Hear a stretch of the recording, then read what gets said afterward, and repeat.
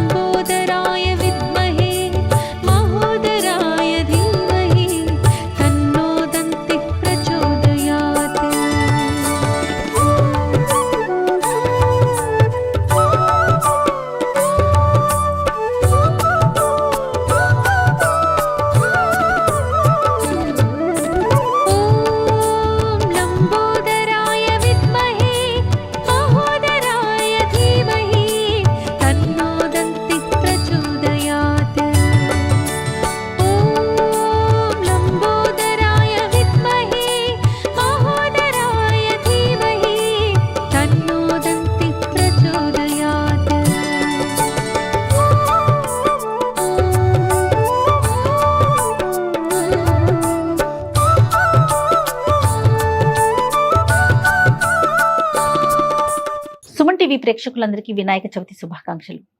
వినాయక చవితి శుభాకాంక్షలు అమ్మగారు. వినాయక చవితి శుభాకాంక్షలు చేయ. మనము వినాయక చవితికి ప్రతి సంవత్సరం కూడా కూర్చొని మాట్లాడుకుంటాం. తర్వాత వివిధ పూజా విధానాలని చూపిస్తూ ఉంటాం. మొట్టమొదటిసారిగా సుమన్ టీవీ ప్రేక్షకుల కోసం నాకేమనిపించిందంటే మీ ద్వారా పూర్తి కథా విధానాన్ని అందించాలనిపించింది. సో మనం చేయగలిగినంత, అంటే స్టూడియోలో కాబట్టి ఎంతవరకు స్వామిని మనం తీసుకొచ్చాం, స్వామివారిని అయితే తీసుకొచ్చాం, కానీ మిగతా స్వామివారికి కావాల్సిన మిగతా పదార్థాలు కావచ్చు, ఏర్పాట్లు కావచ్చు, మనం స్టూడియో కాబట్టి చేయగలిగినంత చేశాం రమగారు. కొంచెం ఏమన్నా చిన్న చితక తప్పులున్నా కూడా దయచేసి క్షమించండి. పూర్తిగా రమగారి మాటల ద్వారా, రమగారి ద్వారా కథా విధానాన్ని మీ అందరికీ అందించే ప్రయత్నం మాత్రమే చేస్తా ఉన్నాను. మరి మీ ద్వారా మొట్టమొదటిగా మనం సుమన్ టీవీలో ఫస్ట్ టైం చేస్తున్నాము, పూర్తి పూజా విధానాన్ని అందిద్దాం రమగారు. తప్పకుండా. అంటే ప్రతి వాళ్ళు ఒక పురోహితుడిని పెట్టుకుని అర్చన చేసుకోరు. అవును. వినాయక చవితి మనం ఇంట్లో చేసుకుంటాం. దానికి సాధారణంగా ఏం చేస్తాం, వినాయక చవితి వ్రతకథ పుస్తకాన్ని ఫాలో అవుతాం. పుస్తకం పెట్టుకుని ఎవరికి వచ్చిన విధానంగా పుస్తకంలో లైన్ గా ఉంటాయి, ఇది ఆచమనము, అర్ఘ్యము, పాద్యము అని వరుసగా చెప్తాం కదా. అది చెప్పిన ప్రకారం చేస్తాం. అలాగే ఒక పుస్తకంతో వెళ్దాము. నేను మంత్రం చెప్తాను, క్రియ జయ చేస్తుంది. మీరు ఈ విధానాన్ని పెట్టుకుని ఇది ఆన్ చేసుకుని మీరు పూజ చేసుకోవచ్చు. ఆ రకంగా లైన్ గా మొత్తం అందించడానికి ప్రయత్నం చేస్తాం. తప్పకుండా మొదలు పెడదాం.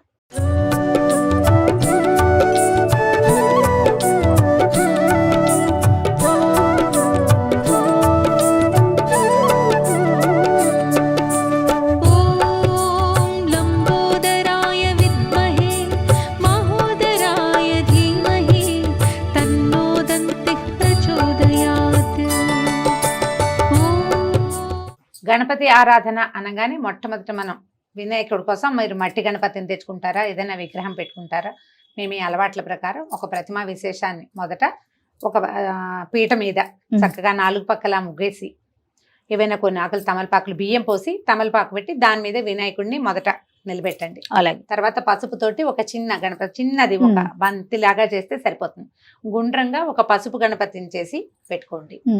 పూజకు కావాల్సిన సామాన్లన్నీ పసుపు, కుంకుమ, అగరబత్తులు, కర్పూరము, అక్షతలు, గంధము, పువ్వులు. తర్వాత గణపతికి విశేషంగా పూజ చేసేది పత్రితోటి కాబట్టి పత్రి, గరిక ఇవన్నీ సిద్ధంగా పెట్టుకోండి.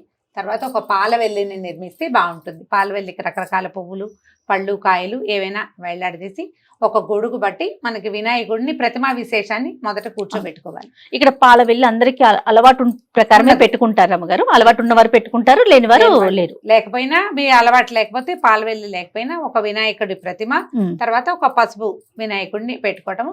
పుస్తకాన్ని ఫాలో అవుతూ తాపీగా మనం పూజ చేసేసుకోవచ్చు. తప్పకుండా. మొదట గణపతి ప్రార్థనతోటి మొదలు పెట్టుకుందాం. బియ్యం పోసి దాని మీద ప్రతిమని పెడితే విశేషం అనమాట. మనం పెద్ద ఆసనం వేయలేకపోయినా ధాన్యం మీద పెట్టినట్టు, ఇది వరకు నవధాన్యాలు పోసేవాళ్ళు, మనకి బియ్యం అందుబాటులో ఉంటాయి కాబట్టి అవి పోసి దాని మీద పెట్టుకోవచ్చు. శుక్లాంబరధరం విష్ణుం శశివర్ణం చతుర్భుజం ప్రసన్నవదనం ధ్యాయేత్ సర్వ విఘ్నోపశాంతయే అగజానన పద్మార్కం గజానన మహర్నిశం అనేకదంతం భక్తానాం ఏకదంతం ఉపాస్మహే. ఖర్వం స్థూలతనుం గజేంద్రవదనం లంబోదరం సుందరం ప్రస్యందన్మధులుబ్ధమధుపవ్యాలోలగండస్థలం దంతాఘాత విదారితాం రుధిరై సింధూర శోభాకరం వందే శైలసుతాసుతం గణపతిం సిద్ధిప్రదం కామదం. బోలెడని తెలుగులో గణపతి ప్రార్థనలు ఉన్నాయి, ఒకటొకటి చెప్తాను, మీరు చదువుకోవచ్చు అలవాటు ఉన్నవాళ్ళు. తొండమునేక దంతమును తోరపు వజ్జయు వామహస్తమున్ మెండుగమ్రోయు గజ్జలును మెల్లను చూపులు మందహాసమున్ కొండకొగుజు రూపమున కోరిన విద్యలకెల్లనొజ్జయ్యుండెడి పార్వతీతనయ ఓయి గణాధిప నీకు మృక్కెదన్ తలచదనే గణనాథుని తలచదనే విఘ్నపతిని తలచిన పనిగా తలచతనే హేరంబుని తలచదనా విఘ్నములవి తొలగుట కొరకున్ అటుకులు కొబ్బరి పల్కులు చిటిబెల్లము నానుబ్రాలు చెరుకు రసంబున్ నిటలాక్షునగ్ర సుతునకు పటుతరమగ విందు చేసి ప్రార్థింతుమదిన్. గణేష్ పంచరత్న స్తోత్రం చేతొస్తే అలవాటు ఉంటే అది కూడా చదువుకోండి. కొద్దిగా బెల్లాన్ని సిద్ధంగా పెట్టుకోండి మనం నివేదన చేయటానికి. యశివో రామరూపాభ్యాం యాదేవి సర్వమంగళ తయో సంస్మరణాన్ నిత్యం సర్వతో జయమంగళం లాభస్తేషాం జయస్తేషాం కుతస్తేషాం పరాభవః ఏషామింది వర్ష్యామో హృదయస్థో జనార్దనః ఆపదామపహర్తారం దాతారం సర్వసంపదాం లోకాభిరామం శ్రీరామం భూయో భూయో నమామ్యహం. శ్రీలక్ష్మీనారాయణాభ్యాం నమః, ఉమామహేశ్వరాభ్యాం నమః, వాణీ హిరణ్యగర్భాభ్యాం నమః, శచీపురందరాభ్యాం నమః, అరుంధతి వశిష్టాభ్యాం నమః, శ్రీ సీతారామాభ్యాం నమః. సర్వేభ్యో మహాజనేభ్యో నమః. ఉత్తిష్టంతు భూతపిశాచాః ఏతే భూమిభారకాః ఏతేషామ విరోధేన బ్రహ్మకర్మ సమారభే. కొన్ని అక్షతలు వాసన చూసి మన ఎడం వైపుకి వేసుకోవాలి.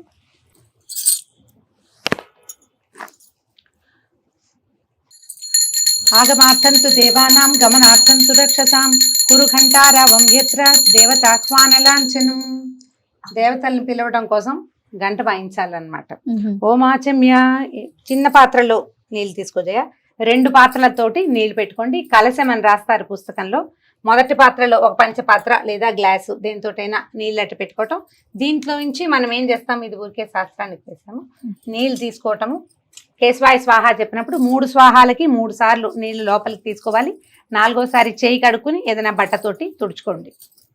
తీసుకోజేయ నీళ్ళు. ఓం కేశవాయ స్వాహ లోపల తీసి, ఓం నారాయణాయ స్వాహ, ఓం మాధవాయ స్వాహ 3 సార్లు నీళ్ళు లోపల తీసుకోండి. 4వసారి చేయి కడుక్కోండి. ఓం గోవిందాయ నమః, ఓం విష్ణవే నమః, ఓం మధుసూదనాయ నమః, ఓం త్రివిక్రమాయ నమః, ఓం వామనాయ నమః, ఓం శ్రీధరాయ నమః, ఓం ఋషికేశాయ నమః, ఓం పద్మనాభాయ నమః, ఓం దామోదరాయ నమః, ఓం సంకర్షణాయ నమః, ఓం వాసుదేవాయ నమః, ఓం ప్రద్యుమ్నాయ నమః, ఓం అనిరుద్ధాయ నమః, ఓం పురుషోత్తమాయ నమః, ఓం అధోక్షజాయ నమః, ఓం నారసింహాయ నమః, ఓం అచ్యుతాయ నమః, ఓం జనార్దనాయ నమః, ఓం భూపేంద్రాయ నమః, ఓం హరయే నమః, ఓం శ్రీకృష్ణాయ నమః. ఉత్తిష్టంతు భూత పిశాచాః ఇప్పుడు కూడా చెప్పుకోవచ్చు. ఒకసారి అక్షతల వాసన చూసి ఎడం పక్కకి వేసుకోండి. ఉత్తిష్టంతు భూత పిశాచాః ఏతే భూమిభారకాః ఏతేషామ విరోధేన బ్రహ్మకర్మ సమారభే. ఇప్పుడు మనం ప్రాణాయామం చేసుకోవాలి. అలవాటు ఉన్న వాళ్ళు చేసుకోవచ్చు, లేదా మీరు ముక్కు పట్టుకుంటే కనుక 2 పుటాలు మూయాలి. ఇలాగా 2వ చెయ్యి మోచేతి కింద ఉండాలి. ఇట్లా మంత్రాన్ని నేను చెప్తాను, మీరు మామూలుగా ముక్కు పట్టుకుంటే సరిపోతుంది. ఓం భూ ఓం భూ ఓం సోహ ఓం మహా ఓం జన ఓం తప ఓం తత్సత్ సత్యం ఓం తత్సవితుర్వరేణ్యం భర్గో దేవస్య ధీమహి ధియో యో నః ప్రచోదయాత్. ఓం ఆపో జ్యోతిరసోమృత బ్రహ్మభూర్భువస్సువరోం. మమ ఉపాత్త దుర్తక్షయ ద్వారా శ్రీ పరమేశ్వర ప్రీత్యర్థం శుభే శోభనే ముహూర్తే శ్రీ మహావిష్ణోరాజ్ఞయా ప్రవర్తమానస్య అద్య బ్రహ్మణః ద్వితీయ పరార్థే శ్వేతవరాహ కల్పే వైవస్వత మన్వంతరే కలియుగే ప్రథమపాదే జంబూద్వీపే భరతవర్షే భరతఖండే మేరోర్ దక్షిణ దిగ్భాగే శ్రీశైలస్య ఈశాన్య ప్రదేశే. మనం ఎక్కడున్నామో ఆ ప్రాంతాన్ని చెప్పుకోవాలి. కృష్ణా గోదావరియోహ మధ్యదేశే. మన సొంత ఇంట్లో ఉంటే మమ గృహే స్వగృహే, ఒకవేళ అద్దెంట్లో ఉంటే వసతి గృహే చెప్పుకోవచ్చు. సమస్త దేవత బ్రాహ్మణ హరిహర గురుచరణ సన్నిధౌ అస్మిన్ వర్తమాన వ్యావహారిక చాంద్రమానేన. ఈ సంవత్సరం విశ్వావసునామ సంవత్సరే దక్షిణాయనే వర్ష ఋతౌ భాద్రపద మాసే శుక్లపక్షే చతుర్థ్యాం సౌమ్యవాసరే శుభనక్షత్రే శుభయోగ శుభకరణ ఏవం గుణ విశేషణ విశిష్టాయాం సుపతిథౌ. ఇప్పుడు మన గోత్రనామాలు చెప్పుకోవాలి. మగవాళ్ళైతే శ్రీమాన్ మీ గోత్రము మీ పేరు చెప్పుకోవాలి. స్త్రీలే చేసుకునేటట్టయితే మన గోత్రము గోత్రవతి నామధేయవతి. ఇప్పుడు నేను చెప్తే హరితస గోత్రవతి రమా నామధేయవతి చెప్పుకుంటాను. మీరే చేసుకుంటారు కాబట్టి మీ గోత్రం పేరు చెప్పు ముందు. దబ్బనాల గోత్రం. ఓకే, దబ్బనాల గోత్రవతి జయలక్ష్మి నామధేయవతి. మీరు ఎవరి పేరు చెప్పదలుచుకుంటే, ఒకవేళ మగవాళ్ళ పేరైతే కనుక గోత్రోద్భవ అని మీ పేరు చెప్పుకోవాలి. ఆడవాళ్ళైతే గోత్రవతి. గోత్రోద్భవం ఉండదు, స్త్రీలకి వివాహం అయ్యాక ఉద్భవం కాదు, మనం అందులో పుట్టలేదు, అందులోకి వెళ్ళాం కాబట్టి గోత్రవతి అని చెప్పుకోవాలి. ఇది మీరు ఏ సంకల్పం చెప్పుకునేటప్పుడైనా ఇదే విధానాన్ని వాడుకోవచ్చు. ఒక మగవాళ్ళైతే ధర్మపత్ని సమేతస్య చెప్పుకుంటారు, మనం ఆడవాళ్ళం కాబట్టి అక్కర్లేదు. మమ చెప్పుకో. మమ సహకుటుంబస్య మమ ఉపాత్త దుర్దక్షయ ద్వారా శ్రీ పరమేశ్వర ప్రీత్యర్థం మమ సహకుటుంబస్య క్షేమస్థైర్యధైర్య విజయాభయాయురారోగ్య ఐశ్వర్యాభివృద్ధ్యర్థం ధర్మార్థ కామ మోక్ష చతుర్విధ ఫల పురుషార్థ సిద్ధ్యర్థం పుత్ర పౌత్రాభివృద్ధ్యర్థం సకల కార్యేషు సర్వదా దిగ్విజయ సిద్ధ్యర్థం శ్రీ వరసిద్ధి వినాయక దేవతా పూజాం కరిష్యే. ఇది ఏటా చేసుకుంటాం కాబట్టి వర్షే వర్షే ప్రయుక్త వరసిద్ధి వినాయక పూజామహం కరిష్యే. నీళ్ళు ముట్టుకో. ఈ నీళ్లు ముట్టుకునేటప్పుడు ఉంగరపు వేలు వాడుకోండి, అక్కడ అలా తగలాలన్నమాట. తదంగ కలసారాధనం కరిష్యే. ఇప్పటిదాకా మనం ఏ పాత్రలో నీళ్లు ఆచమనం చేసామో ముట్టుకున్నాం కదా, అది వదిలిపెట్టి రెండో ఒక పాత్రను పెట్టుకోండి. కలశం అనగానే సాధారణంగా ఒక చెంబు నిండా నీళ్లు, దాంట్లో ఒక కొబ్బరికాయ పెట్టాలని భావిస్తాం. ఆ కలశం పూజా కలశం వేరు. మనం దీనికి దేవుడికి వాడుకునే నీళ్ల కోసం ప్రత్యేక కలశారాధన చేసుకుంటాం. దీనికి ఏం చేయాలంటే కలశాన్ని పట్టుకుని దానికి కొంచెం గంధం రాయండి, కొద్దిగా బొట్టు పెట్టి అందులో అక్షతలు వేసి ఒక పువ్వు వేసి పెట్టుకుంటే దీన్ని ఈ కలశారాధన చేస్తాం. ఈ నీళ్లతోటే మనం మిగిలిన పూజా విధానాన్ని నడిపిస్తాం అన్నమాట. కుంకుమ పెట్టు, దాని కింద పెట్టి దాంట్లో ఒక పువ్వు లేదా ఇక తులసి దళం ఇక్కడ పెట్టాను చూడు, తులసి దళం వేసుకోవచ్చు, లేదా ఒక పువ్వు, 2 అక్షింతలు అందులో వేయండి. దాని మీద చేయి పెట్టుకుంటే సరిపోతుంది. ఈ కలశారాధన చాలా ముఖ్యమైనది. మనం సంకల్పం చెప్పుకునే ప్రతిసారి ముందు తీసుకున్న నీళ్లు తీసుకున్న పాత్ర వేరు, పూజ కలశం వేరు, 2 పెట్టుకోవాలన్నమాట. కలశస్య ముఖే విష్ణు కంఠే రుద్ర సమాశ్రిత మూలే తత్ర స్థితో బ్రహ్మ మధ్యే మాతృగణా స్మృతా కుక్షౌత సాగర సర్వే సప్తద్వీపా వసుంధర ఋగ్వేదోధ యజుర్వేద సామవేదో హ్యధర్వణ అంగైశ్చ సహిత సర్వే కలశాంబు సమాశ్రితా ఆయాంతు శ్రీదేవ పూజార్థం దురితక్షయకారకా. ఇందులో కలసే గంధ పుష్పాక్షతాన్ని నిక్షిప్య హస్తేనాచ్ఛాద్య అంటే చేత్తో మూసి నర్మదే సింధు కావేర్యో జలేస్మిన్ సన్నిధిం కురు. ఇప్పుడు ఫలశోధకైన దేవమాత్మానంచ సంప్రోక్ష్య పుస్తకంలో ఈ మంత్రం కనపడుతుంది. అందులో ఉన్న పువ్వు కానీ ఆకు కానీ అది తీసి ఆ నీళ్ళని దేవుడి మీద, మనం ప్రతిమ విశేషం ఎక్కడ పూజ చేస్తున్నామో వీరి మీద వారి మీద కూడా, తర్వాత ఆత్మానం, తర్వాత పూజా ద్రవ్యాన్ని వాటి మీద కూడా సంప్రోక్ష అంటే వీటిని మనం మంత్రపూతం చేసుకుంటున్నాం అన్నమాట. ఓకే, ఇప్పుడు ప్రాణ ప్రతిష్టాపన చేసుకోవాలి. మనం పసుపు గణపతిని చేసుకున్నాం కదండి, ఆయనని ఆ దాంతోటే ఆకుతోటే ఇట్లా కొద్దిగా అలా అనేసి ఒక తమలపాకు తీసుకున్నా పనికి వస్తుంది. గణానాన్త్వా గణపతిగం హవామహే కవిం కవీమనాముపమస్తమస్తవం జ్యేష్ఠరాజం బ్రహ్మణాత్ బ్రహ్మణస్పత ఆన శృణ్వన్నోతిభిः సీత సాధనం. మహాగణాధిపతిం ఆవాహయామి. ప్రాణ ప్రతిష్టాపన ముహూర్త సుముహూర్తోస్తు. 2 అక్షతలు ఒక పువ్వు పెట్టు. శ్రీ మహాగణాధిపతిం సాంగం సాయుధం సవాహనం సశక్తిం పత్నీపుత్ర పరివార సమేతం శ్రీ మహాగణాధిపతిం ఆవాహయామి స్థాపయామి పూజయామి. స్థిరో భవ వరదో భవ సుప్రసన్నో భవ స్థిరాసనం కురు. శ్రీ మహాగణాధిపతి నమః. ధ్యానం సమర్పయామి. నేను మంత్రం చెప్తే కొన్ని అక్షతలు కానీ పువ్వులు కానీ పూజ చేస్తాం. ఈయన కూడా ఏంటంటే షోడశోపచారాలు చకచకా చేసేస్తాం. మనం పెద్ద గణపతికి చేసేటప్పుడేమో వరసిద్ధి వినాయక పూజకి సాంగంగా చేసుకుంటాం. ఇప్పుడు చకచకా చేసి ఈయనకి మొదట పూజ చేసిన తర్వాత అప్పుడు నిర్విఘ్న పరిసమాప్త్యర్థమే వీరికి పూజ. దీని తర్వాత మనం పెద్ద గణపతికి పూజ చేసుకుంటాం. ధ్యానం సమర్పయామి, ఆవాహయామి, ఆవాహనం సమర్పయామి, రత్నసింహాసనం సమర్పయామి, పాదయోః పాద్యం సమర్పయామి, హస్తయోరర్ఘ్యం సమర్పయామి. మళ్ళీ ముఖే ఆచమనీయం సమర్పయామి, శుద్ధోదక స్నానం సమర్పయామి, స్నానానంతరం శుద్ధ ఆచమనీయం సమర్పయామి, వస్త్రాన్ని సమర్పయామి. వస్త్రాలకి మీరు పువ్వులు కానీ అక్షతలు కానీ వేయచ్చు. వస్త్రార్థం పుష్పాన్ని సమర్పయామి. యజ్ఞోపవీతార్థం హరిద్రాక్షతాన్ సమర్పయామి. యజ్ఞోపవీతం కోసం అక్షతలు వేసుకోవచ్చు. గంధాన్ ధారయామి. ఒక పుష్పాన్ని గంధంలో కొద్దిగా ముంచి అది సమర్పించు. గంధస్యోపరి అలంకరణార్థం అక్షతాన్ సమర్పయామి. అక్షత ఉంచండి. పుష్పై పూజయామి. పువ్వుల దగ్గర పెట్టుకోజే. నామాలు చెప్తాను చకచక. ఓం సుముఖాయ నమః, ఓం ఏకదంతాయ నమః, ఓం కపిలాయ నమః, ఓం గజకర్ణికాయ నమః, ఓం లంబోదరాయ నమః, ఓం వికటాయ నమః, ఓం విఘ్నరాజాయ నమః, ఓం గణాధిపాయ నమః, ఓం ధూమకేతవే నమః, ఓం గణాధ్యక్షాయ నమః, ఓం ఫాలచంద్రాయ నమః, ఓం గజాననాయ నమః, ఓం వక్రతుండాయ నమః, ఓం శూర్పకర్ణాయ నమః, ఓం హేరంబాయ నమః, ఓం స్కందపూర్వజాయ నమః, ఓం సర్వసిద్ధిప్రదాయకాయ నమః, ఓం శ్రీ మహాగణాధిపతయే నమః. నానావిధ పరిమళ పత్ర పుష్పాన్ని సమర్పయామి. ధూపమా ఓం గజాననాయ నమః, ధూపమాఘ్రాపయామి. అగరబత్తి వెలిగించి ధూపం చూపించి ధూపమాఘ్రాపయామి. శ్రీమన్మహాగణాధిపతయే నమః. సాక్షాత్ దీపం దర్శయామి. మనం ఆల్రెడీ దీపారాధన చేశాం కదా, స్వామికి ఒకసారి దీపారాధనని చూపిస్తే ధూపదీపానంతరం శుద్ధాచమనీయం సమర్పయామి. ధూపము దీపము ఎప్పుడు చూపించినా ఒక్కసారి నీళ్లు చూపించి వదిలిపెట్టాలి. నైవేద్యం సమర్పయామి. మనం రెడీగా పెట్టుకున్న బెల్ల ముక్క మీద కొంచెం నీళ్లు చల్లి నివేదన చేసేయాలి. పువ్వుతో కానీ తులసి దళంతో కానీ కొద్దిగా నీళ్లు చల్లి ఒకసారి ఇట్లా గుండ్రంగా తిప్పి చాలు. ఇప్పుడు చూపించు. తత్సవితుర్వరేణ్యం భర్గో దేవస్య ధీమహి ధియో యో నః ప్రచోదయాత్. తత్వం తత్వేన పరిచించామి. శ్రీ మహాగణాధిపతయే నమః. అవసరార్థం గుడోపహారం నివేదయామి. అమృతమస్తు. అమృతోపస్తరణమసి. ఓం ప్రాణాయ స్వాహ, ఓం పానాయ స్వాహ, సమానాయ స్వాహ్యానాయ స్వాహ, ఉదానాయ స్వాహ. మధ్యే మధ్యే ఉదకపానీయం సమర్పయామి. మధ్య మధ్యలో కొంచెం నీళ్ళు చల్లాలి. హస్తౌ ప్రక్షాళయామి, పాదౌ ప్రక్షాళయామి, ముఖే పునరాచమనీయం సమర్పయామి. తాంబూలం సమర్పయామి. ఇప్పుడు ఒక తాంబూలాన్ని, అవసర తాంబూలం కాబట్టి తమలపాకులు ఉంటే సరి, లేకపోతే కొన్ని అక్షతలు స్వామివారి పాదాల చెంత ఉంచితే సరిపోతుంది. 2 తమలపాకులు, కొంచెం ఒక వక్క లేదా 2 వక్కలు స్వామివారికి సమర్పించాలి. కర్పూర ఆనంద దివ్యమంగళ నీరాజనం దర్శయామి. వీటి తర్వాత నీరాజనం ఇచ్చేయాలి. కర్పూరం.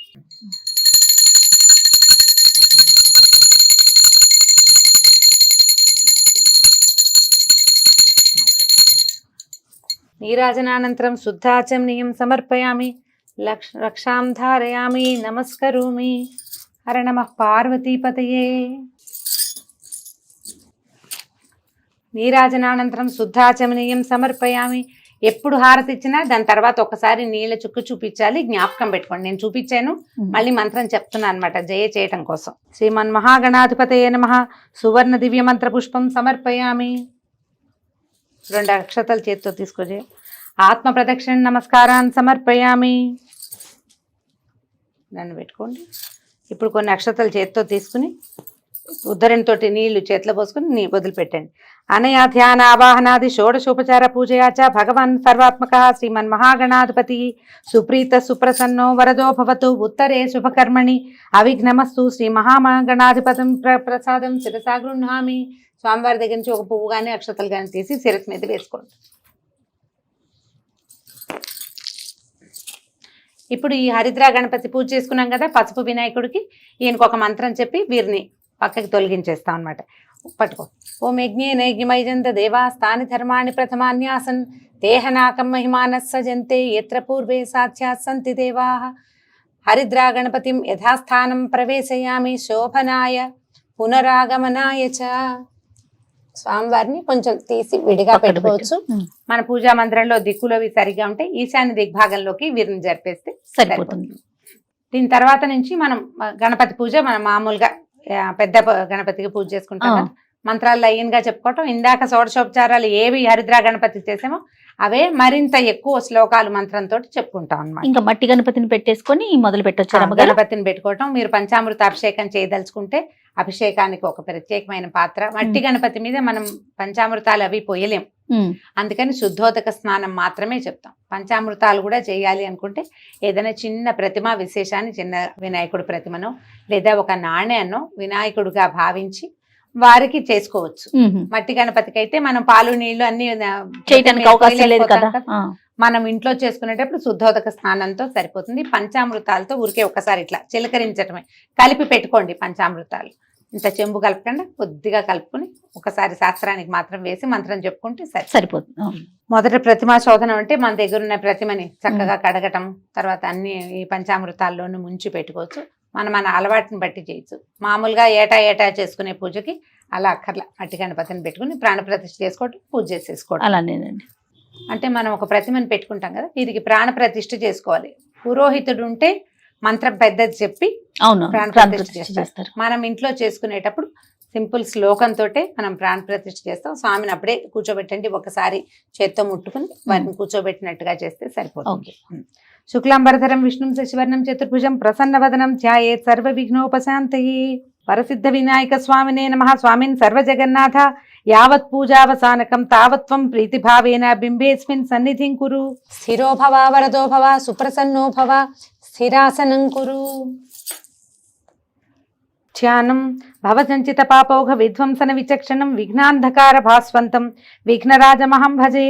ఏకదంతం శూర్పకర్ణం గజవక్త్రం చతుర్భుజం పాశాంకుశధరం దేవం ధ్యాయేత్ సిద్ధి వినాయకం.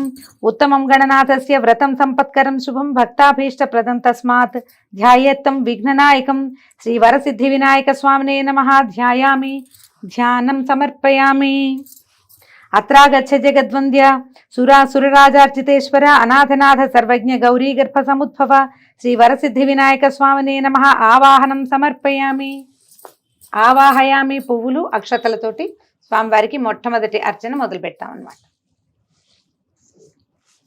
మౌక్తికై పుష్యరాగైశ్చ నానారత్నైర్విరాజితం రత్నసింహాసనం చారు ప్రీత్యర్థం ప్రతిగృహ్యతాం. శ్రీ వరసిద్ధి వినాయక స్వామినే నమః. నవరత్న ఖచిత సింహాసనం సమర్పయామి. ఏదైనా ఒక మంచి పువ్వు సింహాసనంగా, ఆసనంగా ఏదైనా సమర్పించుకోవచ్చు.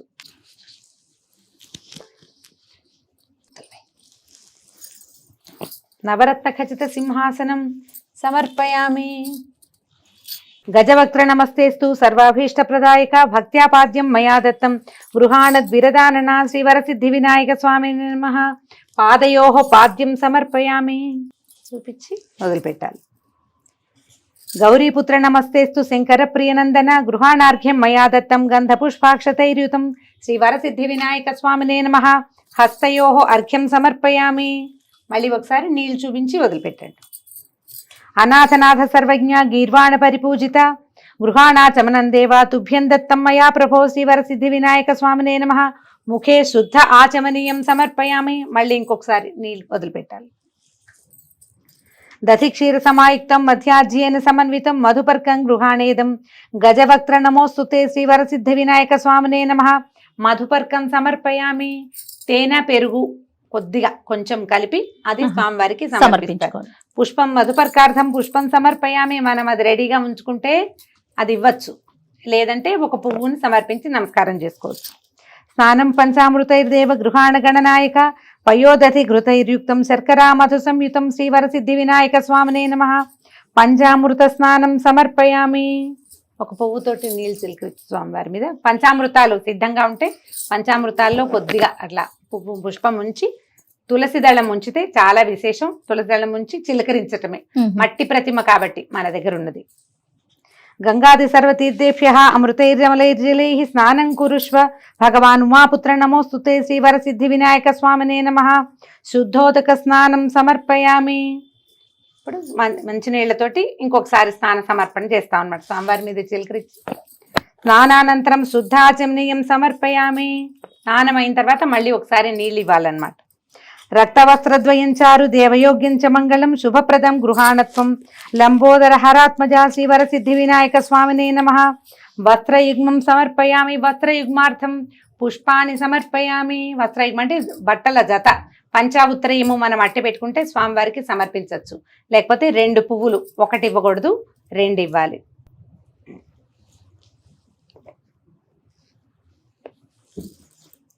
రాజతం బ్రహ్మసూత్రం చ కాంచనం చోత్తరీయకం గృహాణ సర్వధర్మజ్ఞ భక్తానామిష్టదాయక శ్రీ వరసిద్ధి వినాయక స్వామినే నమః. యజ్ఞోపవీతం సమర్పయామి.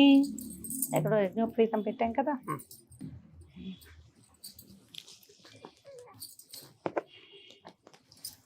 పత్తితోటి కొంచెం యజ్ఞోపవీతం చేసుకోండి, లేదా దారాలు కూడా మనం పువ్వులు కట్టే దారం ఉంటుంది కదా, దాంతో ఒక 3 దారాలు అట్లా చేసి చిన్న ముడి వేసి కూడా మనం పసుపు రాసి సమర్పించవచ్చు. చందనాగర్ కర్పూర కస్తూరి కుంకుమాన్వితం విలేపనం సురశ్రేష్ఠ ప్రీత్యర్థం ప్రతిగృహ్యతాం శ్రీ వరసిద్ధి వినాయక స్వామినే నమః. దివ్య శ్రీ చందనం సమర్పయామి. ఒక పుష్పాన్ని చందనంలో ముంచి స్వామివారికి సమర్పించాలి. అక్షతాన్ ధవళాన్ దివ్యాన్ చాలీయాన్ తండులాన్ శుభాన్ గృహాణ పరమానందాయీశ పుత్ర నమోస్తుతే గంధస్యోపరి అలంకరణార్థం అక్షతాన్ సమర్పయామి. సుగంధాని సుపుష్పాణి జాజీ కుందముఖాని చ ఏకవింశతి పుష్పాణి సంగృహాణ నమోస్తుతే శివరసిద్ధి వినాయక స్వామినే నమః. నానావిధ పరిమళ పుష్పాన్ని సమర్పయామి. అన్ని రకాల పువ్వులు,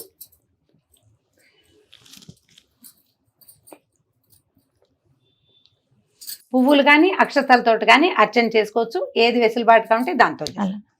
ఓం గణేశాయ నమః పాదౌ పూజయామి. ఓం ఏకదంతాయ నమః గుల్ఫౌ పూజయామి. ఓం శూర్పకర్ణాయ నమః జానుని పూజయామి. ఓం విఘ్నరాజాయ నమః జంఘే పూజయామి. ఓం అఖువాహనాయ నమః ఊరు పూజయామి. ఓం హేరంబాయ నమః కటిం పూజయామి. ఓం లంబోదరాయ నమః ఉదరం పూజయామి.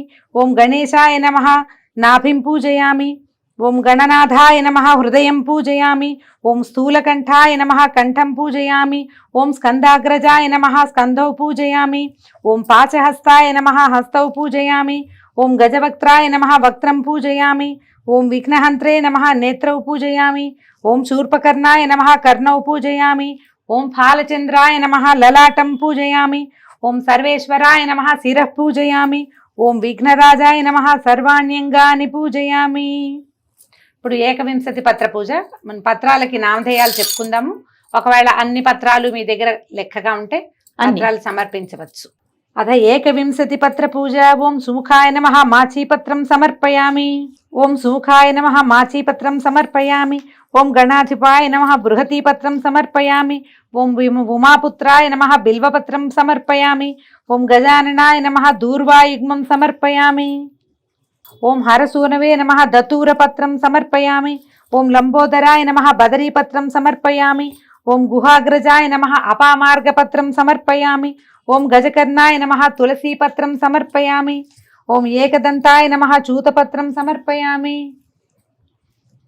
ఓం వికటాయ నమః కరవీరపత్రం సమర్పయామి. ఓం భిన్నదంతాయ నమః విష్ణుక్రాంతపత్రం సమర్పయామి. ఓం వటవే నమః దాడిమీపత్రం సమర్పయామి. ఓం సర్వేశ్వరాయ నమః దేవదారుపత్రం సమర్పయామి. ఓం ఫాలచంద్రాయ నమః మరువకపత్రం సమర్పయామి. ఓం హేరంబాయ నమః సింధువారపత్రం సమర్పయామి. ఓం శూర్పకర్ణాయ నమః జాజీపత్రం సమర్పయామి. ఓం సూరాగ్రజాయ నమః గండకీపత్రం సమర్పయామి. ఓం విభవక్త్రాయ నమః శమీపత్రం సమర్పయామి. ఓం వినాయకాయ నమః అశ్వత్థపత్రం సమర్పయామి. ఓం సురసేవితాయ నమః అర్జునపత్రం సమర్పయామి. ఓం కపిలాయ నమః అర్కపత్రం సమర్పయామి. ఓం శ్రీ గణేశ్వరాయ నమః ఏకవింశతి పత్రాన్ని సమర్పయామి. అథ అష్టోత్తర శతనామ పూజ. అష్టోత్తరం చదువుకుందాము. అర్చన చేయగలిగి పువ్వులుంటే ఒక్కొక్క నామానికి అర్చన చేసుకోవచ్చు. లేదంటే అక్షతలు కానీ ఓ పుష్పం కానీ పట్టుకుని దండం పెట్టుకుని మొత్తం నామాలు అయ్యాక అది సమర్పించుకోవచ్చు. ఓం గజాననాయ నమః. ఓం గణాధ్యక్షాయ నమః. ఓం విఘ్నరాజాయ నమః. ఓం వినాయకాయ నమః. ఓం ద్వైమాతురాయ నమః. ఓం ద్విముఖాయ నమః. ఓం ప్రముఖాయ నమః. ఓం సుముఖాయ నమః. ఓం కృత్తినే నమః. ఓం సుప్రదీపాయ నమః. ఓం సుఖవిధయే నమః. ఓం సురాధ్యక్షాయ నమః. ఓం సురారిఘ్నాయ నమః. ఓం శ్రీ మహాగణపతయే నమః. ఓం మాన్యాయ నమః. ఓం మహాకాలాయ నమః. ఓం మహాబలాయ నమః. ఓం హేరంబాయ నమః. ఓం మదోత్కటాయ నమః. ఓం మహావీరాయ నమః. ఓం మంత్రిణే నమః. ఓం మంగళస్వరూపాయ నమః. ఓం ప్రమదాయ నమః. ఓం ప్రథమాయ నమః. ఓం ప్రజ్ఞాయ నమః. ఓం విఘ్నకర్త్రే నమః. ఓం విఘ్నహంత్రే నమః. ఓం విశ్వనేత్రే నమః. ఓం విరాట్పతయే నమః. ఓం శ్రీపతయే నమః. ఓం వాక్పతయే నమః. ఓం శృంగారిణే నమః. ఓం ఆశ్రితవత్సలాయ నమః. ఓం శివప్రియాయ నమః. ఓం శీఘ్రకారిణే నమః. ఓం శాశ్వతాయ నమః. ఓం బలాయ నమః. ఓం బలోత్థితాయ నమః. ఓం భవాత్మజాయ నమః. ఓం పురాణపురుషాయ నమః. ఓం పూష్ణే నమః. ఓం పుష్కరోక్షిప్తవారిణే నమః. ఓం అగ్రగణ్యాయ నమః. ఓం అగ్రపూజ్యాయ నమః. ఓం అగ్రగామినే నమః. ఓం మంత్రకృతే నమః. ఓం చామీకరప్రభాయ నమః. ఓం సర్వస్యై నమః. ఓం సర్వోపాస్యాయ నమః. ఓం సర్వకర్త్రే నమః. ఓం సర్వనేత్రే నమః. ఓం సర్వసిద్ధిప్రదాయకాయ నమః. ఓం సర్వసిద్ధయే నమః. ఓం పాశహస్తాయ నమః. ఓం పార్వతీనందనాయ నమః. ఓం ప్రభవే నమః. ఓం కుమారగురవే నమః. ఓం అక్షోభ్యాయ నమః. ఓం కుంజరాసురభంజనాయ నమః. ఓం ప్రమోదాయ నమః. ఓం మోదకప్రియాయ నమః. ఓం కాంతిమతే నమః. ఓం ధృతిమతే నమః. ఓం కామినే నమః. ఓం కపిత్థపనసప్రియాయ నమః.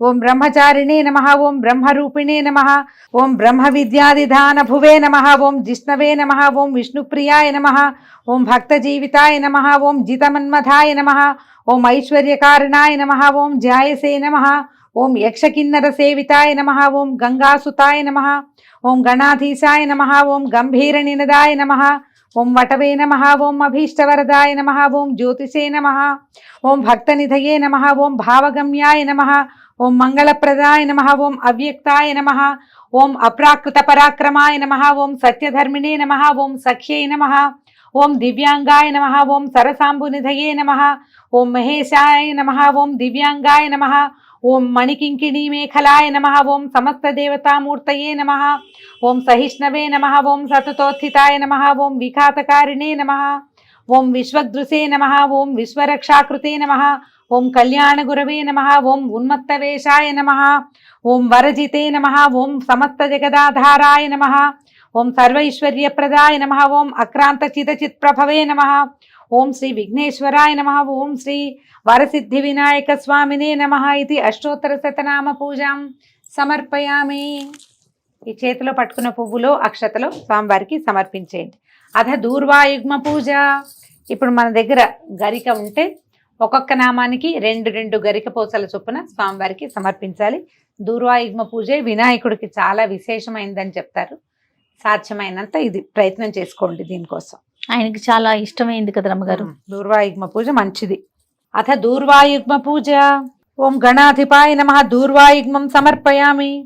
ఓం ఉమాపుత్రాయ నమః దూర్వాయుగ్మం సమర్పయామి. ఓం అకువాహనాయ నమః దూర్వాయుగ్మం సమర్పయామి. ఓం విఘ్న వినాశకాయ నమః దూర్వాయుగ్మం సమర్పయామి. ఓం ఈశపుత్రాయ నమః దూర్వాయుగ్మం సమర్పయామి. ఓం సర్వసిద్ధిప్రదాయకాయ నమః దూర్వాయుగ్మం సమర్పయామి. ఓం ఏకదంతాయ నమః దూర్వాయుగ్మం సమర్పయామి. ఓం ఇభవక్త్రాయ నమః దూర్వాయుగ్మం సమర్పయామి. ఓం మూషికవాహనాయ నమః దూర్వాయుగ్మం సమర్పయామి. ఓం కుమారగురవే నమః దూర్వాయుగ్మం సమర్పయామి. పుస్తకాల్లో 11 నామాలు చెప్తారు, 11 జోళ్ళు. ఒకవేళ 21 నామాలు చెప్తే 21 జోళ్ళు మనం ఈ దూర్మలు సమర్పిస్తే, గరిక పోతల్ని సమర్పిస్తే సరిపోతుంది. దశాంగం గుగ్గులోపేతం సుగంధం చ సుమనోహరం ఉమాసుత నమస్తుభ్యం గృహాణ వరదో భవ. శ్రీమన్మహాగణాధిపతయే నమః ధూపమాఘ్రాపయామి. పూజావసానంలోకి వచ్చాం మనము. ధూపదీప నైవేద్యాలు సమర్పించుకుందాం.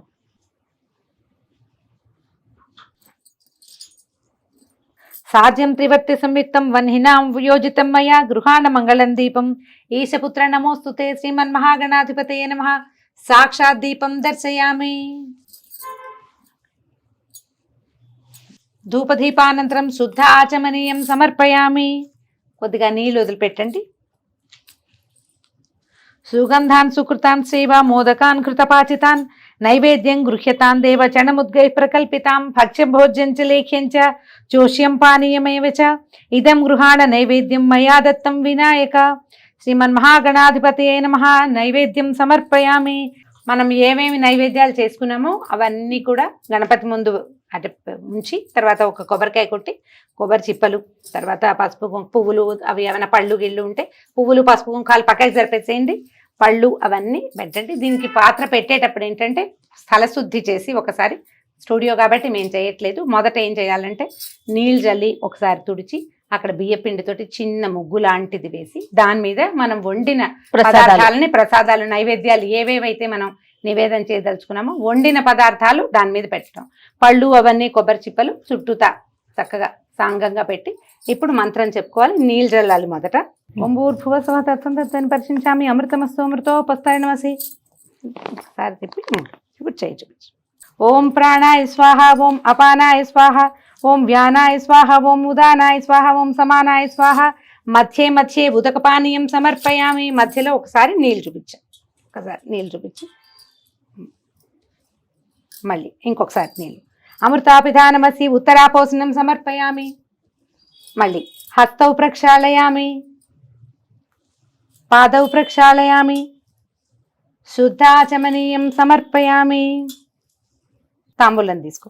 పూగీఫల సమాయుక్తం నాగవల్లి దళైర్యుతం కర్పూరచూర్ణ సంయుక్తం తాంబూలం ప్రతిగృహ్యతాం. శ్రీమన్మహాగణాధిపతయే నమః. తాంబూలం సమర్పయామి. ఒక్కలు పెట్టేవా? తాంబూల చర్వణానంతరం శుద్ధాచమనీయం సమర్పయామి. తాంబూలం తర్వాత కూడా ఒకసారి నీళ్ళు వదిలిపెట్టాలి. ఇప్పుడు ఘృతవర్తి సహస్రైశ్చ కర్పూర శకలైస్తథా నీరాజనం మయా దత్తం గృహాణ వరదో భవ. శ్రీమన్మహాగణాధిపతే నమః. ఆనంద కర్పూర నీరాజనం దర్శయామి.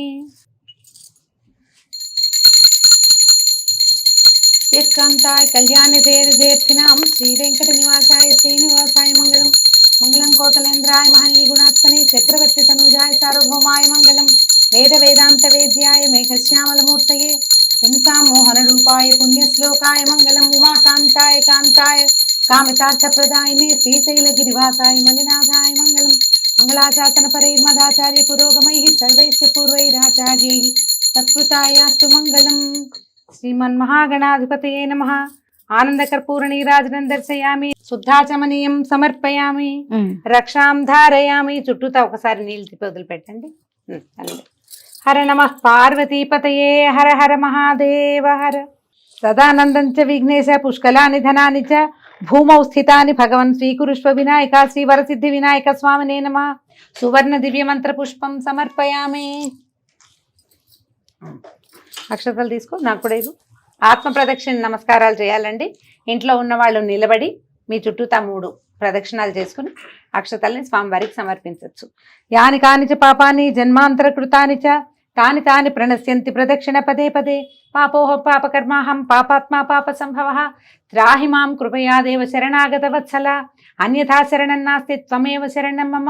తస్మాత్ కారుణ్య భావేన రక్ష రక్ష గణాధిప. వరసిద్ధి వినాయక స్వామినే నమః. శ్రీమన్మహాగణాధిపతయే నమః. ఆత్మ ప్రదక్షిణ నమస్కారాన్ సమర్పయామి.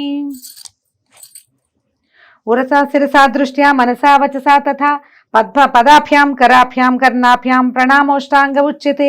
శ్రీ వరసిద్ధి వినాయక స్వామినే నమః. సాష్టాంగ నమస్కారాన్ సమర్పయామి.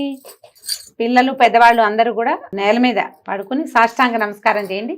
స్త్రీలు సాష్టాంగ చేయరు కాబట్టి తేలికపాటి నమస్కారం చేసుకోండి. శ్రీ వరసిద్ధి వినాయక స్వామినే నమః. ఛత్రమాచ్ఛాదయామి. నృత్యం దర్శయామి. గీతం శ్రావయామి. అశ్వానారోహ్యామి. ఆందోళికానారోహ్యామి. రథానారోహ్యామి. అశ్వానారోహ్యామి. రథానారోహయామి. గజానారోహయామి. సమస్త రాజోపచార శక్త్యోపచార దివ్యోపచార నానావిధ ఉపచారాన్ సమర్పయామి. యస్య స్మృత్యార్చనా మోక్త్యా తపపూజా క్రియాదిషు న్యూనం సంపూర్ణతాం యాతి సద్యో వందే తమచ్యుతం. మంత్రహీనం క్రియాహీనం భక్తిహీనం గణాయ గణనాయక వీర్పూజితం మయా దేవ పరిపూర్ణం తదస్తుతే. అనయా ధ్యాన ఆవాహనాది షోడశోపచార పూజయా చ భగవాన్ సర్వాత్మకః శ్రీమన్మహాగణాధిపతి దేవత సుప్రీత సుప్రసన్నా వరదో భవతు. అక్షతలు నీళ్లతోటి వదిలిపెట్టు. నేను వేస్తాను నీళ్ళు. దండం పెట్టుకో. ఒక పువ్వు పట్టుకుని. అపరాధ సహస్రాణి క్రియంతే అహర్నిశం మయా దాసోయమితి మాం మత్వా క్షమస్వ పరమేశ్వర. ఆవాహనం న జానామి విసర్జనం పూజా విధిం న జానామి క్షమస్వ పరమేశ్వర. స్వామిన్ సర్వాపరాధాన్ క్షమస్వ. శ్రీ వరసిద్ధి వినాయక దేవతా ప్రసాదం శిరసా గృహామి. ఈ పువ్వు పెట్టడం ఇంకొక పువ్వు తీసుకుని స్వామివారి దగ్గర నుంచి నమస్కారం చేసుకోండి. అవకాశం ఉంటే తలలో పెట్టుకోండి. తల గనక ఒకవేళ ముట్టుకుంటే కొద్దిగా నీళ్లతోటి ఆ చేయి కడుక్కోండి. అథ కథా ప్రారంభ. పుస్తకం ప్రకారం తాపీగా గ్రాంధికంలో ఉన్న పుస్తకం కథ చదువుకోవచ్చు. మనం కథ చెప్దాము. పిల్లలు కూడా సులువుగా వినేస్తారు. తప్పకుండా. అయితే మనకి ఎక్కడెక్కడ అధ్యాయాలు మారుతాయో అవి ఒక చోట చూసుకుని కథ నేను చెప్తాను. వినాయక వ్రత కథ ప్రారంభం ఎట్లా అయిందంటే, సూత మహాముని సౌనకాద మునులకి విఘ్నోత్పత్తి, ఈయన విఘ్న గణనాథుడు ఎట్లా పుట్టాడు, ఏ రకంగా ఆయన్ని తలుచుకుంటే జనులకి విఘ్నాలు అవి తొలుగుతాయి, జీవితం ప్రశాంతంగా మానవులకు వెళ్తుంది, దేవతలు కూడా ఈయన్ని ఎట్లా పూజించారు, తర్వాత ఈ విఘ్నేశ్వరుడి పూజ చేయకపోతే ఎట్లా నీలాప నిందల పాలవుతారు, ఆ కథా ప్రారంభం అంతా మొదటి నుంచి చెప్పడం మొదలుపెట్టారట. పూర్వం ఒకసారట పరమేశ్వరుడు గజముఖం కలిగిన ఒక రాక్షసుడు తన కోసం తపస్సు చేసి, ఆయన చాలా తీవ్రమైన తపస్సు చేశాడు. గజాసురుడు అనే రాక్షసుడు ముఖము గజముఖం కలిగి ఉన్నవాడనమాట. అయితే అతను చాలా కాలం తపస్సు చేయగా చేయగా పరమేశ్వరుడు ప్రత్యక్షమయ్యాడు. సాధారణంగా బ్రహ్మదేవుడికి ఎక్కువ కాలం తపస్సు చేయాలి, శివుడికి అంత ఎక్కువ కాలం తపస్సు చేయక్కర్ల, సులభ సాధ్యుడు శివుడు. ఆయనకి ప్రత్యక్షమైనాక పరమేశ్వరుడు అడిగాడు, నీకేం కావాలి నాయన అంటే, అయ్యా నువ్వే నాకు కావాలి, నా యందు నివసించి ఉండమని గజాసురుడు పరిపరి విధాలుగా పరమేశ్వరుని ప్రార్థించాడు. భక్త సులభుడైన పరమేశ్వరుడు అలాగేనని ఈ గజాసురుడి యొక్క గర్భంలోనే అతని లోపలే ఆత్మలింగ స్వరూపంతో ఉండిపోయాడు. అయితే ఎంతకాలమైనా వరాలు ఇవ్వడానికి వెళ్ళిన పరమేశ్వరుడు తిరిగి రాకపోయేసరికి పార్వతీదేవి తర్వాత కైలాసంలో ఉన్న ప్రమథగణాలందరూ చాలా ఆందోళన చెంది స్వామి ఎక్కడున్నాడని అన్ని చోట్ల ప్రశ్నించి గజాసురుడి గర్భంలో ఉన్నాడని తెలుసుకుని ఆయనని ఏ విధంగా అయినా వెనక్కి తెచ్చుకునే ఉపాయం వాళ్ళకి తెలియక బ్రహ్మ విష్ణువులు ఇద్దరిని వాళ్ళు ఆశ్రయించారు. ఏదో ఒక విధంగా పరమేశ్వరుని వెనక్కి తీసుకురమ్మని. అయితే విష్ణువు ఏంటంటే జగన్నాటక సూత్రధారి. ఆయన ఏం చేశాడంటే, ఈ గజాసురుడు అనేవాడు పరమేశ్వరుని గర్భంలో ఈ రోజు పెట్టుకున్నాడు, ఆయన్ని బయటికి తీసుకొస్తే రేపు వాడు మళ్ళీ తపస్సు చేస్తాడు, మళ్ళీ వాడి గర్భంలోకి మళ్ళీ వెళ్ళిపోతాడు, ఈయన ఒప్పుకుంటాడు కదా. అందుకని అసలు ఈ గజాసురుడు అనే వాడిని లేకుండా సంహరించాలని లేకుండా చెయ్యాలి. ఇంకా అదే దానికోసం అని ఏం చేశాడట, ఈ బ్రహ్మాది దేవతలందరినీ గంగిరెద్దుల వాళ్ళుగా తయారు చేశాడు. తను కూడా సన్నాయి అవి దాల్చి సన్నాయి వాయిస్తూ, తర్వాత ఏమో ఈ విష్ణువు ఇంద్రుడు మొదలైన వాళ్ళందరికీ ఏమో ఈ డోలు సన్నాయి వాయిద్యాలు అవన్నీ ఇచ్చాడనమాట. ఈ గంగిరెద్దులు ఆడిస్తూ ఈ చుట్టుపక్కల ఊళ్ళల్లో గంగిరెద్దులు ఆడిస్తూ ఈ గజాసురుడి ఊళ్ళో కూడా గంగిరెద్దుల ఆట మొదలుపెట్టాడు. అది జగన్మోహనంగా ఉంది, చాలా బాగుందని గజాసురుడు కూడా తన కోట ఎదురుగుండా వీళ్ళతోటి గంగిరెద్దులు ఆడించాడు. గంగిరెద్దులు ఆడిచ్చేసరికి వీళ్ళు ఏం చేశారు, చాలా తెలివిగా నందీశ్వరుణ్ణి ప్రధానమైన గంగిరెద్దుగా తీసుకుపోయారు. ఆయనేమో స్వామి కోసం కొంతకాలంగా వేచి ఉన్నాడు. నందీశ్వరుడు శివుని యొక్క ప్రథమ భక్తుడు. అవును, అమ్మవారి తర్వాత ఆయనే ప్రథమ దర్శనాన్ని కూడా పొందేవాడు. ఎంతకాలంగానో స్వామిని చూడక ఒక ఉద్రేకంతో ఉన్నాడనమాట ఆయన. అయితే ఈ గంగిరెద్దులు ఆడిన తర్వాత గజాసురుడు అన్నాడు, ఎంతో అద్భుతంగా ఉంది నాయన, మీకేం కావాలో అడగండి, మీకేం కావాలంటే అది ఇస్తానన్నాడు. అప్పుడు ఈ విష్ణుమూర్తి ఏం చెప్పాడంటే, ఈయన శివుని యొక్క వాహనమగు నంది తన స్వామి కోసమే ఈ ప్రయత్నం అంతా చేశాడు, కాబట్టి నువ్వు శివుణ్ణి ప్రసాదించాలి మాకు అనగానే గజాసురుడు అన్నాడు, నా గర్భంలో ఉన్నాడు పరమేశ్వరుడు, మరణిస్తే తప్పిస్తే గర్భంలో ఉన్నవాడిని నేను ఇంకో రకంగా తీయలేను, కాబట్టి నన్ను సంహరించి శివుణ్ణి తీసుకెళ్ళమన్నాడు. అప్పుడు ఈయన ఏం చేశాడు, విష్ణువు ఈ సన్నాయి వాయిద్యాలు డోలు వాటితోటి అంటే పెద్ద శబ్దం వచ్చేసరికల్లా ఉద్రేకం కలుగుతుంది. ఈ ఎద్దుకి ఉద్రేకం ఎట్లా కలుగుతుంది, బాగా డోలు మోగేసరికల్లా సంతోషం పట్టలేక నాట్యం చేస్తే గంగిరెడ్ల ఆట అదే. అందుకని ఏం చేశారు, బాగా ఉద్రేకంగా వాయిద్యాలు బోరుగా పెద్ద శబ్దాలు వచ్చేలాగా చేసి నందిని ప్రేరేపిస్తే ఈ నందీశ్వరుడు ఏం చేశాడు, గజాసురుడి గర్భాన్ని చీల్చేశాడు కొమ్ములతోటి. ఆ గర్భస్థుడైన పరమేశ్వరుడు బయటపడ్డాడు. ఆయన అక్కడి నుంచి బయటకు వచ్చేసాడు. అయితే ఈ మరణావస్థలో ఉన్న గజాసురుడిని చూసి ఆయనకు చాలా దుఃఖం కలిగింది. పరమేశ్వరుడికి, అయ్యో ఇతను నా భక్తుడు, ఈ గర్భంలో ఉండమని కోరకుండా ఇంకేదైనా కోరిక కోరుంటే వాడికి ఆ కోరిక నేను తీర్చేవాడిని, కాబట్టి నీ చివరి కోరిక ఏమిటో చెప్పమని అడిగారు. అయితే అతను ఏమన్నాడట, నా చర్మాన్ని నువ్వు ధరించు, నా శిరస్సుని త్రిలోక పూజ్యం చేయి అని అడిగాడు. దానికి ఒప్పుకున్నాడట. గజ ముఖమును త్రిలోక పూజ్యము చేయుట ఈ పాయింట్కి ఒప్పుకున్నారు. ఒప్పుకుని ఆ గజాసురుణ్ణి వదిలిపెట్టి పరమేశ్వరుడు ఇంటి దారి పెట్టాడు. ఎప్పుడైతే ఈ ప్రమథగణాలు తెలుసుకునే స్వామి తిరిగి వచ్చేస్తున్నాడని పార్వతీదేవికి కబురు చేశారు. ఆమె చాలా రోజుల నుంచి భర్త కోసం వేచి ఉండి తలంటు పోసుకోలేదట. అలాగే ఉన్నాను, ఈవేళ స్వామి తిరిగి వస్తున్నాడు కాబట్టి వాళ్ళు వచ్చే లోపల నేను చక్కగా స్నానం అది చేద్దామని ఈవిడేం చేసింది, అంతఃపురం లోపలికి వెళ్ళి స్నానానికి ఏర్పాటు చేసుకుంది. వాళ్ళంతా సున్నిపిండి అది కలిపెట్టారు. ఈ సున్నిపిండితోటి ఒంటికి రాసుకుంటుంటే అది నలుగు పిండి ముద్దలు ముద్దలుగా బంతుల్లాగా కనపడుతోంది.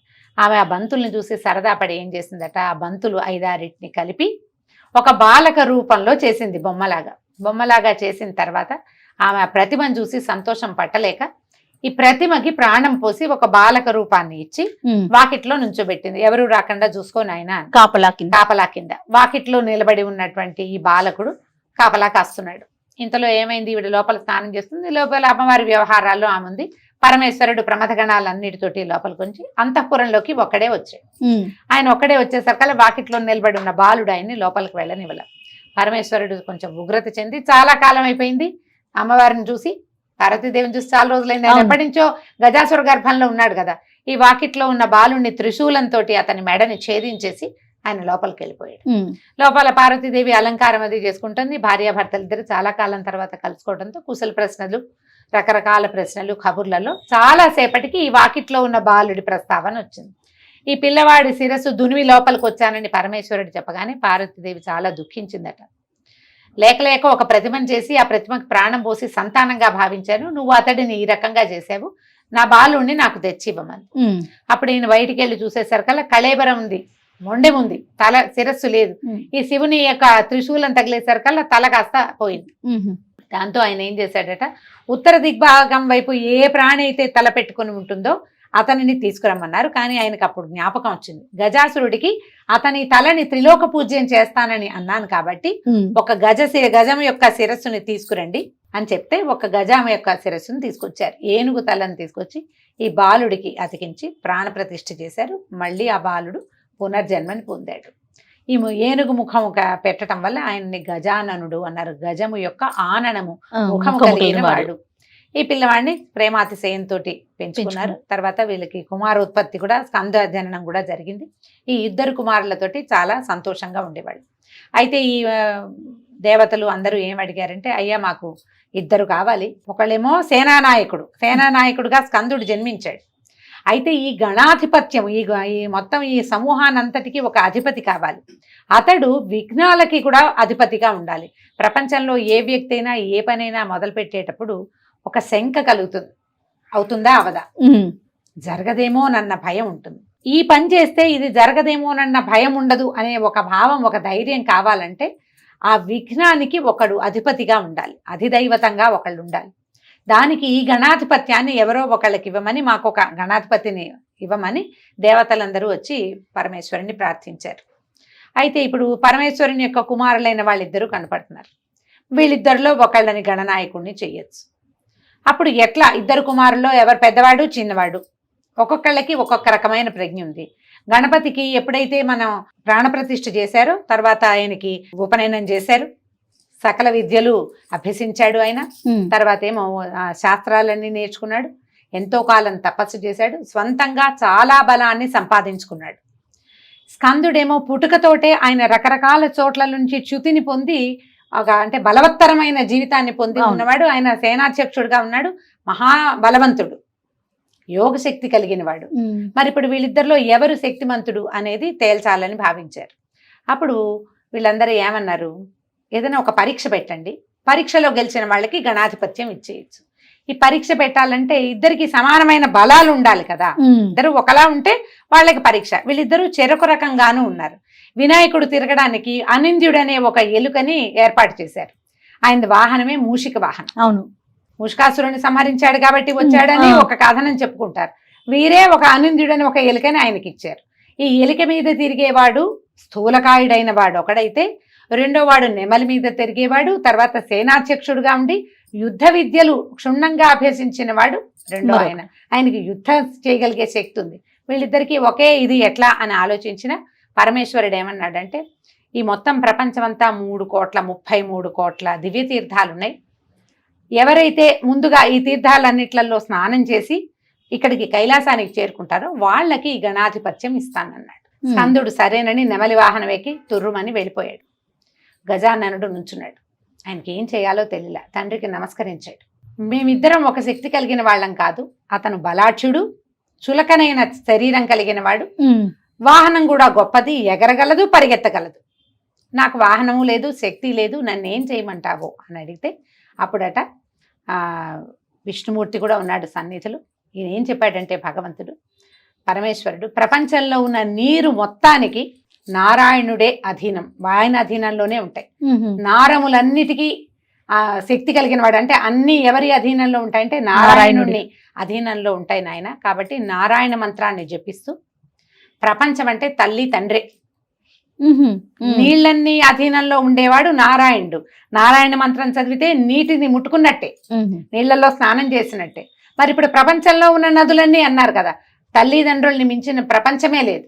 కాబట్టి ఈ తల్లిదండ్రులైన మా ఇద్దరి చుట్టూ తాను ప్రదక్షిణం గనక చేస్తే, నారాయణ మంత్రంతో అమ్మా నాన్నల ప్రదక్షిణం చేస్తే నువ్వు అన్ని నీళ్లలో నువ్వు స్నానం చేసినట్టు, సర్వతీర్థ స్నానము అవుతుంది, ప్రపంచమంతా తిరిగినట్టు కూడా అవుతుంది అని చెప్పారు. చెప్పగానే ఈయన నారాయణ మంత్రాన్ని సాంగంగా ఉపదేశం పొంది నారాయణ మంత్రంతో అమ్మా నాన్నల చుట్టూ తానే ప్రదక్షిణం చేయటం మొదలుపెట్టాడు.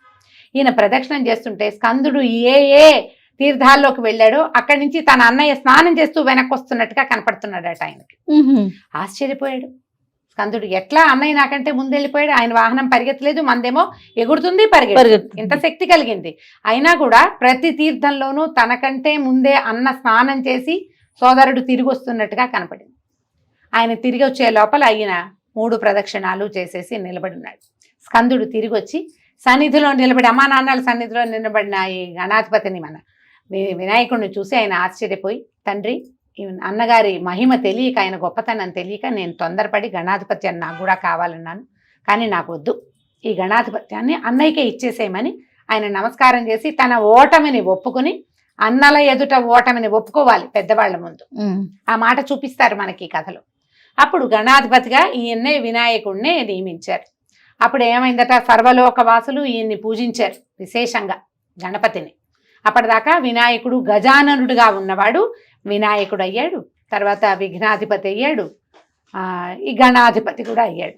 అందరి దగ్గరికి వెళ్ళాడు, అందరి ఇళ్లలోనూ పూజలు చేశారు, ఆయనకి బోల్డని రకాలు సమర్పించారు.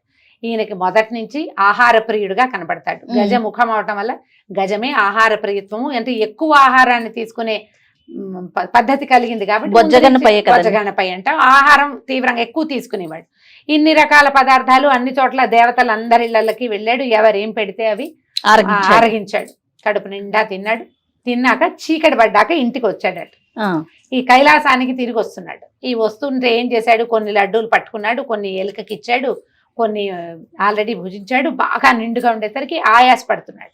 ఆయన ఏం చేశాడు, వచ్చి ఇవాళ నాకు గణాధిపత్యం లభించింది, వీరందరి సేవలు నేను పొందానని వాళ్ళ అమ్మకి నాన్నకి ఇద్దరికి నమస్కరిద్దాం అనుకున్నాడు. వంగితే ఈయనకి చేతులు అందితే కాళ్ళు లేచిపోతున్నాయి, కాళ్ళు నేల మీద ఉంటే చేతులు అందట్లా. ఈ నమస్కారం చేయటానికి అవస్థ పడుతున్నటువంటి గణపతిని చూసేసరికల్లా పరమేశ్వరుడి తలభాగంలో చంద్రవంక స్వరూపంలో చంద్రుడు ఉంటాడు. ఆయన పక్కపక్కగా నవ్వాడు. పుస్తకాల్లో వికటముగా నవ్వేను అని రాస్తారు. ఎక్కిరించాడనమాట, పరిహాసంగా నవ్వేసరికల్లా ఆ నవ్వుకి ఈ గణాధిపతి యొక్క బొజ్జ పగిలి ఆయన కాస్త మృతుడైపోయాడు, పడిపోయాడు కింద. ఆ పొజ్జలో నుంచి రకరకాల కొడువులు, ఉండ్రాళ్ళు, పొద్దునుంచి తిన్నటువంటి మోదకాలు, లడ్డూలు అన్ని నేలంతా దొర్లినాయి. ఈ పార్వతీదేవి కష్టపడిపోయింది, చాలా కష్టంతో వచ్చింది ఆవిడకి. ఓరి దుర్మార్గుడా, నిన్ను చూడడం వల్లే కదా నా పిల్లవాడు ఇట్లా అయిపోయాడు, రాచ దృష్టి తగిలితే రాళ్ళు కూడా ముక్కలవుతాయి, నీ దృష్టి తగిలి నాకు కుమారుడు ఇట్లా భూపతనం చెందాడు, నిన్నెవరు చూస్తే వాళ్ళకి నీలాప నిందలు కలుగ్గాక అని చంద్రుణ్ణి శపించి ఆవిడ దుఃఖంతో కుమారుడి దగ్గర కూర్చుంది. ఇంతలో దేవతలందరూ వచ్చారు, విష్ణుమూర్తి కూడా వచ్చి అతనిని మళ్ళీ జీవితుణ్ణి చేశారట. జీవితుణ్ణి చేశారు, అయిపోయింది కథ. ఇంతలో ఏమైంది, ఎప్పుడైతే ఈ చంద్రుణ్ణి ఇప్పుడు పార్వతీదేవి శపించిందో ఆ సమయంలో ఏమైంది, భూలోకంలో ఋషిపత్నులు సప్తర్షులందరూ ఏదో యజ్ఞం చేసుకుంటున్నారు. యజ్ఞకుండ ఉంది, కుండల్లో అగ్నిదేవుడు మంచి జ్వాలతోటి వెలుగుతున్నాడు. ఋషిపత్నులు ఋషులు కలిసి ఇలా ప్రదక్షిణ చేస్తున్నారు. చేస్తుండేసరికల్లా అగ్నిదేవుడు ఈ ఋషిపత్నుల సౌందర్యం చూసి చాలా సౌందర్యవతులుగా ఉన్నారని భావించాడు. అయితే అగ్ని భార్య అయినటువంటి స్వాహాదేవి ఏం చేసిందట, అరుంధతి తప్ప మిగిలిన ఋషిపత్నులందరి స్వరూపాలు ధరించి భర్తకి ప్రీతి చేసింది. ఆ సమయంలో అగ్నిహోత్రంలోకి లోపలికి చూసిన సప్తర్షులు తమ భార్యల్ని లోపల చూసి ఈ అగ్నితో ఉన్నవాళ్ళు తమ భార్యలేనని భ్రమపడి భార్యల్ని విడనాడారు. అయితే ఈ సంగతి తెలిసింది.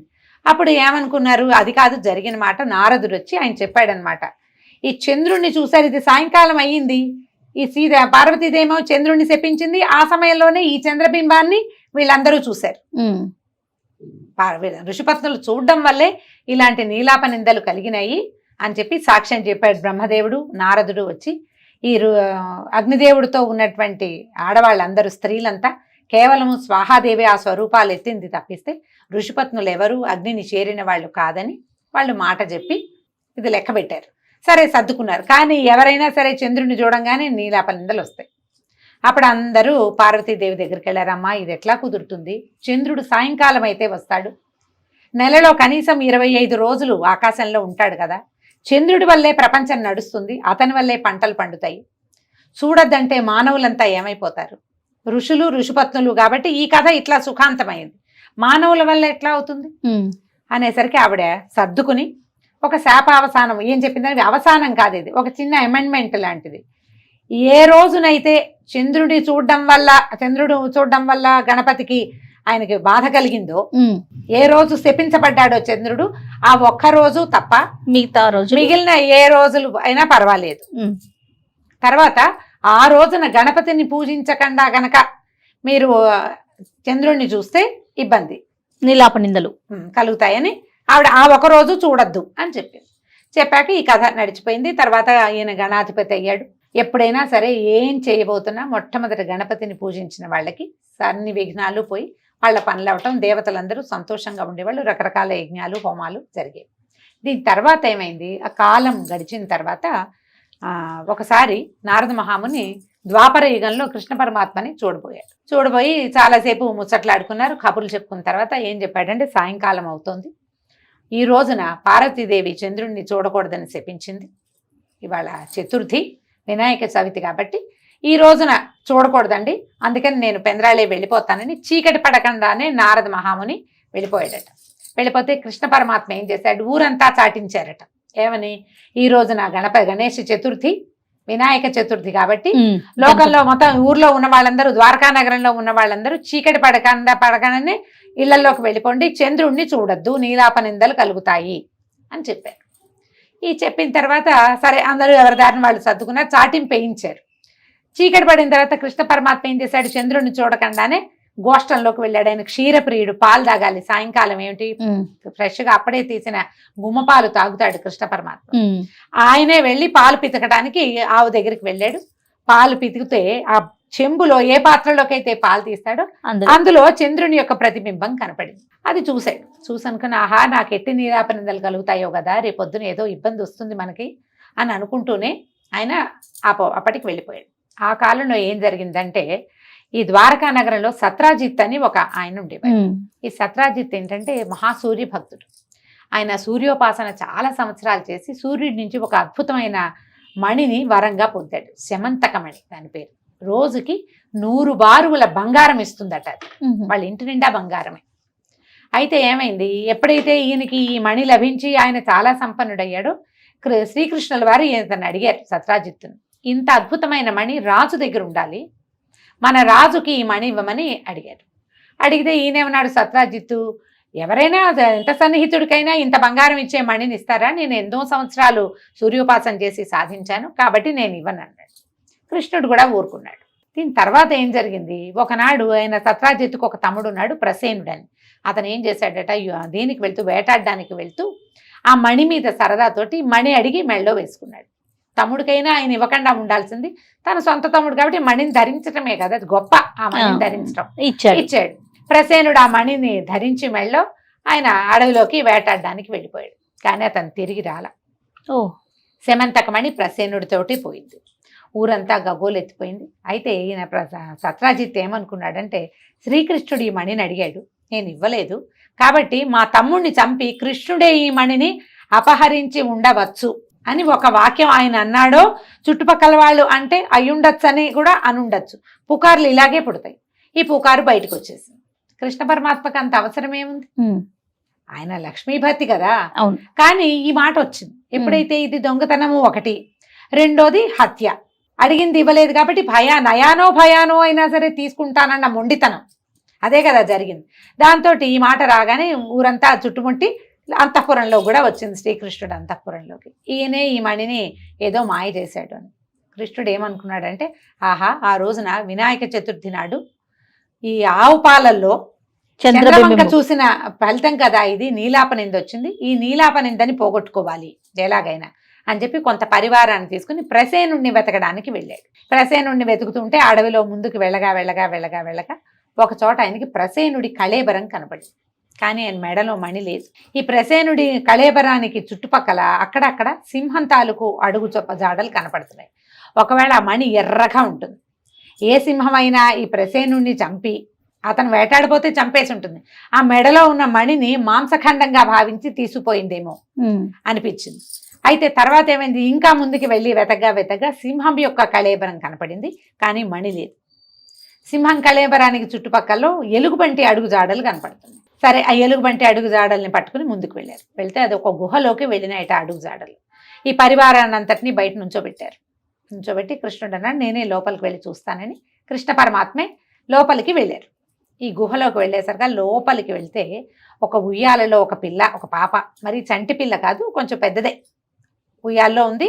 ఆ ఉయ్యాల పైన ఈ మణి కట్టబడి కనపడింది ఆయనకి. ఒక 6-7 సంవత్సరాల బాలిక, తర్వాత ఏమో ఒక మణి.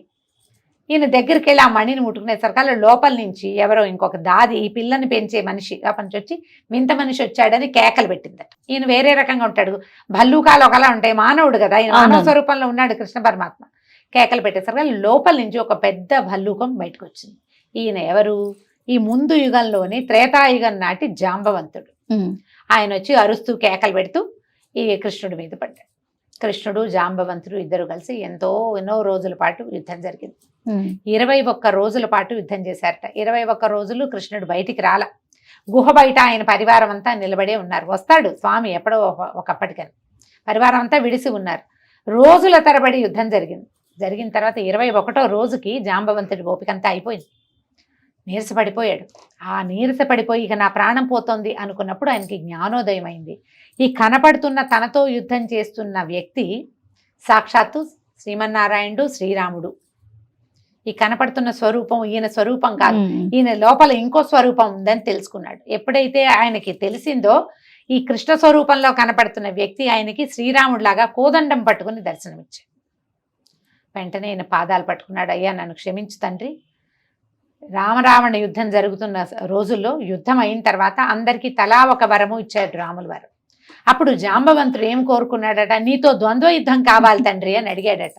అంటే జాంబవంతుడు మహాబలవంతుడు అని చెప్పబడతాడు. ఆనాటికే ఆయన వృద్ధుడు. ఈ కుర్రాళ్ళంతా ఆయన్ని తాత అని పిలిచేవారు, అంగదుడు వాళ్ళు. పెద్దవాడు. అంత పెద్దవాడు అయ్యుండి ఈ భగవంతుని స్వరూపమైనటువంటి రాముల వారితోటి ద్వంద్వ యుద్ధం కోరుకున్నాడు. నేను అజ్ఞానంతో, అంటే తెలివి తక్కువతనంతో ద్వంద్వ యుద్ధాన్ని కోరుకున్నాను. యుగాంతరంలో నీ కోరిక తీరుతుందని సెలవిచ్చావు తండ్రి. ఆ రోజు ఆ కోరికని ఇవాళ తీర్చావు. నీతో ద్వంద్వ యుద్ధం చేసే అవకాశాన్ని నాకు ఈ రకంగా ఇచ్చావు. నా శక్తి అయిపోయింది తండ్రి, నేను ఓడిపోయాను, నువ్వే ఎప్పటికీ గెలుపొందేవాడివి అని దండం పెడితే కృష్ణుడు ఆయన కౌగిలించుకున్నాడట. ఆ ఒళ్ళంతా నిమిరితే తగిలిన గాయాలు, దెబ్బలు అన్నీ మాయమైపోయి అన్నీ స్వస్థత చెందాడు జాంబవంతుడు. ఆయన పరమ సంతోషంతో ఏం చేశాడు? తన కూతురైన జాంబవతిని, ఈ శమంతకమణిని కూడా కృష్ణుడికి ఇచ్చి సమర్పించాడు. ఆయన ఈ అమ్మాయితోటి మణితోటి బయటకు వచ్చాడు. బయటకు వచ్చిన తర్వాత ఆయన పరివారం అంతా ఉంది కదా, వాళ్ళందరూ చాలా సంతోషించి స్వామిని ఊరేగింపుగా ద్వారకా నగరానికి తీసుకుపోయారు.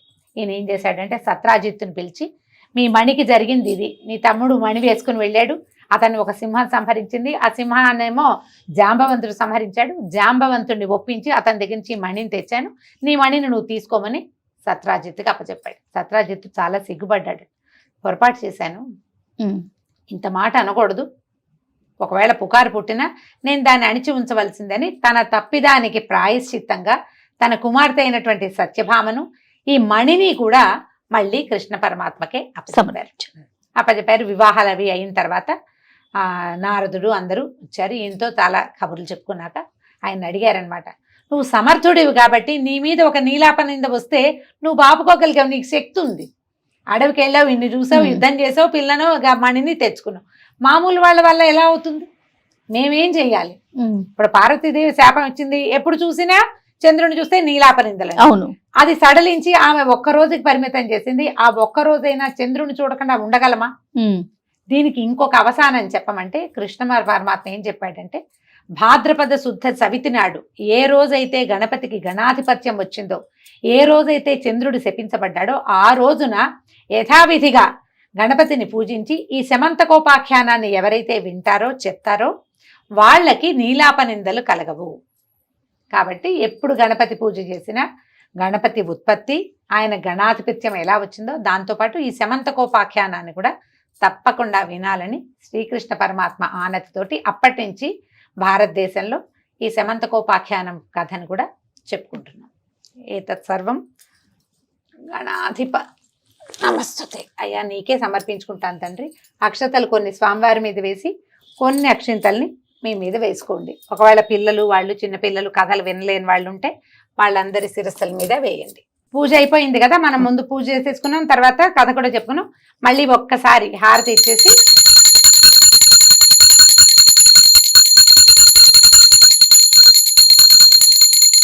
ఓకే. నీరాజనానంతరం శుద్ధ ఆచమనీయం రక్షాంచ ధారయామి చేసి